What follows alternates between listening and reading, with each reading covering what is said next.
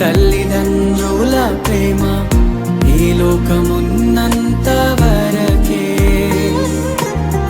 అన్నదమ్ముల ప్రేమ అనురాగమున్నంత వరకే,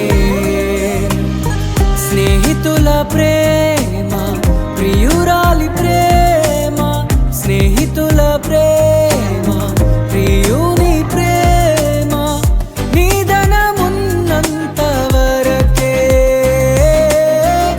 నిధనమున్నంత వరకే.